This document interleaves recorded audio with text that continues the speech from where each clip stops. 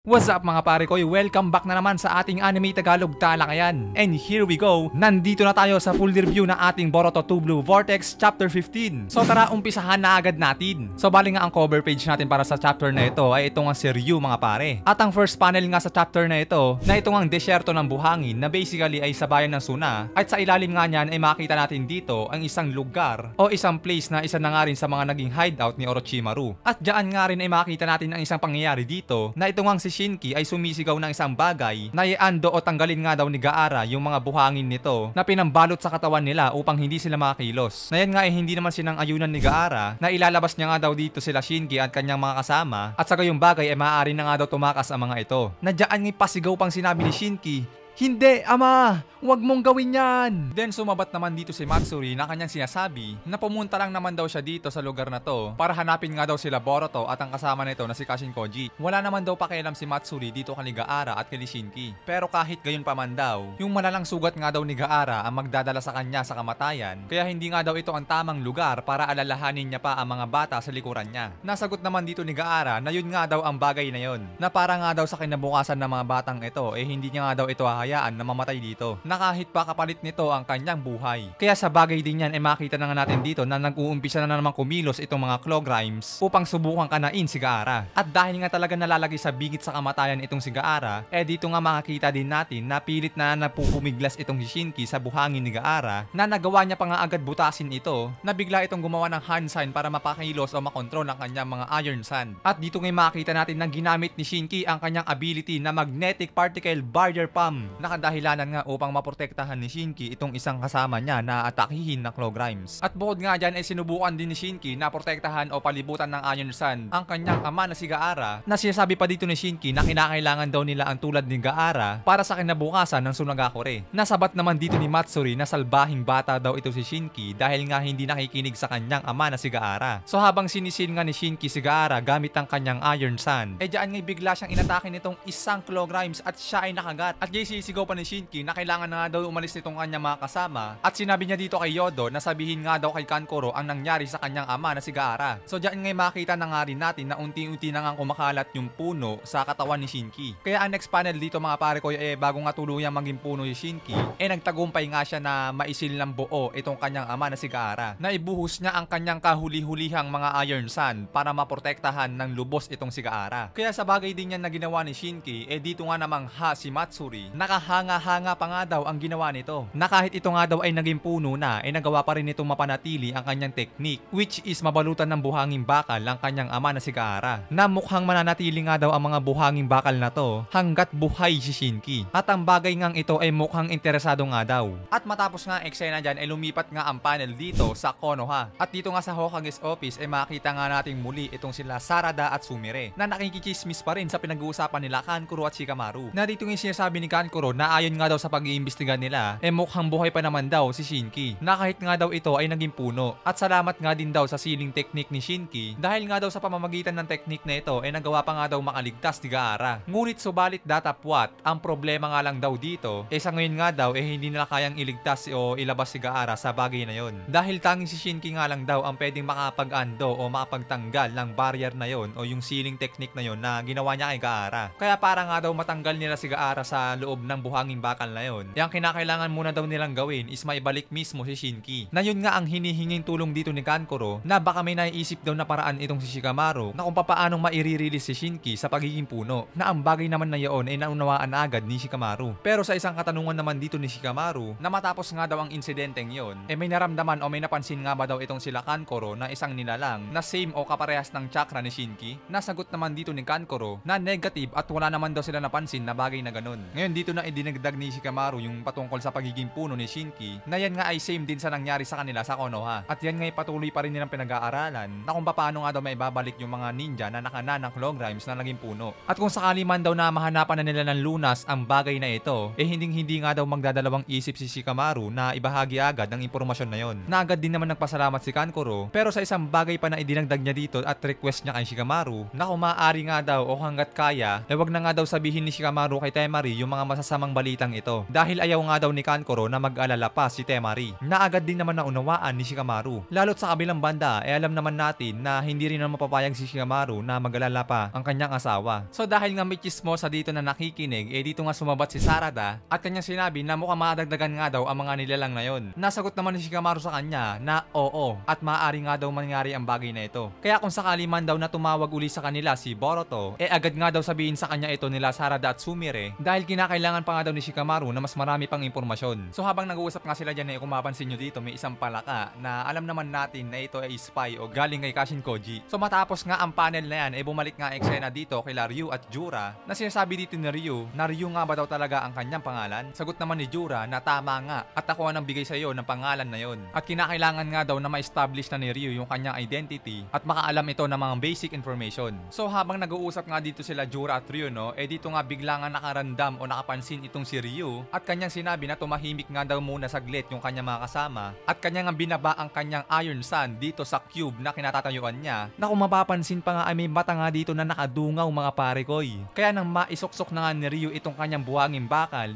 mula nga dyan ayan na. Hinila nga palabas ni Ryu itong si Code mga pare koy na nagtatago nga dito sa loob ng cube na ginagamit nga din ng mga Shinju para makapag-portal. Kaya nang inangat nga ni Ryu itong si Code dito nga nagulat din itong sila Matsuri at Mamushi na tinatanong pa nga ni Ryu na sino nga ba daw ang nilalang na to at bakit mukhang nag-iimbestiga o nag-i-spy nga daw ito sa kanila. Nasagot naman dito ni Jura na ang nilalang daw na yan ay nagngangalang Code at lahat nga daw silang Shinju ay may utang na loob dito kay Code. Kaya bitawan at pakawalan na nga daw ni Ryu itong si Code. Pero kahit gayon pa man tinanong pa rin dito ni Jura na ano nga ba daw ang ginagawa dito ni Code at may kailangan nga ba daw ito sa kanila. Sagot naman ni kumparing Code na ano pa nga daw ang hinihintay o tinatayo-tayo pa ng mga Shinju na to at bakit hindi pa nga daw nila kinakain ang mga Otsutsuki. Sagot naman ni Jura na may mga bagay pa nga daw sila na kailangan ayusin ngayon at yun nga muna daw ang kanilang ipaprioritize kaya isasantabi na nga lang daw muna nila yung bagay patungkol sa mga Otsutsuki. Kaya idinagdag na rin dito ni Jura yung bagay patungkol kay Boruto na total parehas lang din naman daw sila ni Code na gustong eliminate si Boruto kung magkagayon daw okay lang din naman daw yon kay Jura na malaya itong gawin ng gusto niya na paslangin si Boruto. Dahil kung mawala man si Boruto andyan naman daw si Kawaki na sapat na bilang Otsutsuki na kanilang kakainin. Kaya sa bagay din niyang sinabi ni Jura dito nga medyo na bad trip pa si Code dahil nga iniisip ni Code na para siyang iniutusan ni Jura na kung ano nga ba yung mga bagay na dapat niyang gawin. Na dapat nga kasi ang mangyayari ang mga Shinju na ito ang susunod sa mga ipag-uutos ni Code. Na dito nga idinagdag pa ni Code na wag nga daw kakalimutan nila Jura yung patungkol sa Chakra Fruit na kinakailangan nga daw ito ni Code para siya ay maging Otsutsuki at mapagpatuloy niya daw yung mga naiwang gawain ni Ishiki. Nasagot naman dito ni kumparing Jura na ang Chakra Fruit nga daw ay nagtataglay ng mataas na enerhiya at naglalaman o nagtataglay ng mga impormasyon patungkol sa mga buhay sa planeta na ano nga ba daw ang mangyayari kapag kinain ang Divine Tree na ito. Kaya sa mga sagutan dyan ni Jura dito kay Code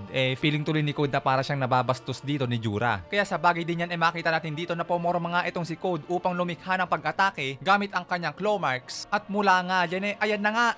Bigla nga lumitaw ang kamay ni Code dito sa katawan ni Jura pero kalinsabay niyan bigla nga lumikha ng Bijudama laser itong si Jura at mula nga dyan ayan na.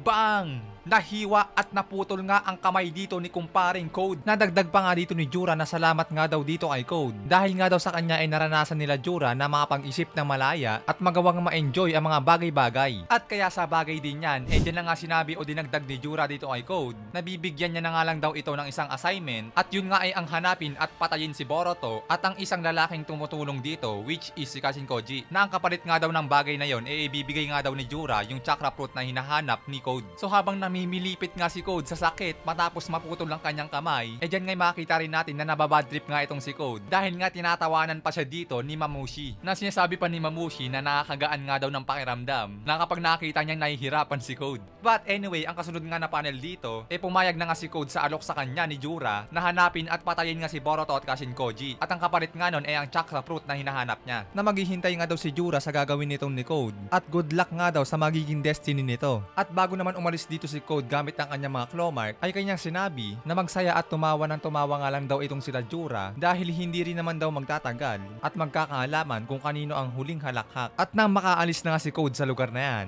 dito nga humingi na permiso si Ryu kay Jura na kung pwede daw napatayin niya si Code kung sakaling magpakita uli ito sa kanila na ang bagay na yon maaari nga daw o malayang gawin ni Ryu ngunit subalit datapwat kinakailangan nga muna daw ni Ryu na malaman na kung sinong nilalang ba ang kinakailangan niyang pinakapatayin. Pakiramdaman daw ni ni Ryu yung kanyang instinct at yung kanyang pandinig ay i-focus niya nga daw dun sa kanyang puso at sa ganyang paraan ay malaman nga daw ni Ryu na kung sino nga ba daw dapat ang kanyang pinakapatayin. Kaya ang next panel dito ay dito na nga isinaysay ni Ryu o sinabi na kung sino ang kanyang pinaka magiging target at ang nilalang daw na yon ay nakasil nga daw sa isang special jutsu pero hindi na nga daw nila kailangan problemahin pa yon dahil ang special jutsu na yun na ginamit sa pangsil sa kanyang target ay kayang-kaya naman daw ni Ryu na tanggalin yon. So heto guys no, malaking problema to. Yung sealing technique na ginamit ni Shinki para isil si Gaara gamit ang buhanging bakal ay ang sealing jutsu na ginawa ni Shinki kay Gaara basic daw na matatanggal nitong ni Ryu. So problema to mga pare koy. Ibig sabihin hindi rin magtatanggal si Gaara dito sa loob ng sealing technique ni Shinki. Kaya ang pinakamagandang gawin dito no maunahan talaga nila Shikamaru na matanggal nga agad ito sa sealing technique na ito. Dahil pag di agad natanggal si Gaara dito malamang makuha siya ni Ryu at makakain siya neto. So ayun nga guys na magiging target ni Ryu dito is si Kashikage Gaara. Gaara of the Sun of course. Paunahan to mga sir, dapat matanggal agad nila si Gaara dyan. So kahit paano sumapul din yung isang theory natin dito no na kinakailangan nila maunahan yung kalaban na makuha si Gaara. So matapos nga ang panel na yan lumipat nga ang eksena dito kay Boruto na nakaupo sa Hokage Stone Face at kaalinsabay niyan bigla na nga rin dumating dito si Kawaki. Natanong naman ni Boruto na mag-isa nga lang ba daw itong si Kawaki? Sagot naman ni Kawaki na oo, wala siyang kasama na kahit sa kabilang banda alam niya nanonood sa Ada. Na sinabi naman dito ni Boruto na ano nga ba daw ang nangyari at hindi siya inatake neto ni Kawaki. Nasagot naman dito ni Kawaki na gusto niya lang naman daw malaman kung bakit nga daw hindi sinabi ni Boruto sa Konoha yung katotohanan. Sagot naman ni Boruto na wala naman din daw mangyayari kung sasabihin niya ang katotohanan. Dahil kung may maniwala man daw, malamang sa kabilang banda naman daw meron pa ring hindi maniniwala na maghahatid nga lang daw ng isang malaking kaguluhan para sa pag-iisip ng mga tao. Na ayun nga daw ang iniiwasang mangyari ni Boruto. Na mas okay na nga din daw yun. At least bumalik naman na daw sa normal yung takbo ng Konoha at hayaan na nga lang daw ng bayan na ito na ituring siya bilang rebeldeng ninja. Nasalamat pa nga daw sa kanyang guro dahil nga kung di dahil sa kanya hindi siya magiging ganong katatag. At kaya sa bagay din yan isiningit nga dito ni Kawaki yung patungkol kay Momoshiki na ano na nga ba daw ang nangyari sa nilalang na yon. Na mukhang hindi pa nga daw ito nare-resolba ni Boruto. Lalo't base nga din daw sa nakita ni Kawaki hindi pa nga daw kayang kontrolin ni Boruto yung kanyang karma. Kaya sa bagay din yan sagot naman dito ni Boruto 2 taon daw ang nakalipas matapos nila makaharap si Code kasama ang kanyang master na si Sasuke ayun nga rin daw ang huling beses na gumamit siya ng kanyang karma. Dahil nga daw yung huling beses niya na ginamit niya yon halos nawala nga daw siya sa kanyang sarili at muntikan na nga daw ma-take over ni Momoshiki yung kanyang katawan. At mula nga daw noon hindi niya na nga rin daw ginamit yung kanyang karma. Nadyan ngayon naguguluhan pa si Kawaki at hindi niya nga daw maintindihan yung mga sinasabi ni Boruto. Na paano nga daw naggaganon at ano nga ba daw ang nangyari. Nasabi nga ni Boruto na sa loob ng 3 taon, simula nun doon na nga rin nag-uumpisang mag-trigger yung kanyang karma seal. Na pag nag-activate ito possible nga na makalabas si Momoshiki. Kaya sa bagay din yan dyan na nga naalarma ng husto itong si Kawaki. At dyan na nga rin isinalaysay ni Boruto yung patungkol sa mga Shinju na hindi nga daw ito pangkaraniwang mga nilalang o mga pangkaraniwang kalaban. Lalong-lalo na daw si Jura na hindi niya nga daw kayang labanan ito na mag-isa. Kaya kinakailangan niya daw ang tulong dito ni Kawaki. Kaya dito na nga rin pumapasok yung sinabi ni Boruto na mahinang nilalang nga daw itong si Kawaki. Dahil nga kung mangyayari na hindi siya magpalakas malaki ang tsansa na makain siya o matalo siya ng mga Shinju at mas lalong lumaki ang problema. At syempre heto na guys. Dito sa next panel sinasabi dito yung patungkol kay Amado. Bukod sa kinakailangan pa rin ni Kawaki na mag-training para maging malakas, dito nga dinagdag din ni Boruto yung patungkol sa power ni Kawaki na kaya naman pala ay hindi ito makapag all out dahil nga may limiter ito na nilagay sa kanya ni Amado. Likewise sa ginawa ni Amado kay Code na nilagyan ito ng limiter. Nakaalinsabay nga ng pag-uusap nilang dalawa dyan dito makita natin na pinapanood sila ni Amado. Na dito nga siya sabi ni Amado na papaano nga daw nalaman ni Boruto ang mga bagay patungkol doon. Saan nalakap ni Boruto yung mga impormasyon patungkol sa limiter ni Kawaki. So nung maalala nga ni Amado yung palakang sinira o winasak ni Kawaki, doon nga rin pumasok sa isipan ni Amado na maaari kayang buhay pa si Kashinkoji. At kung magkagayon man daw,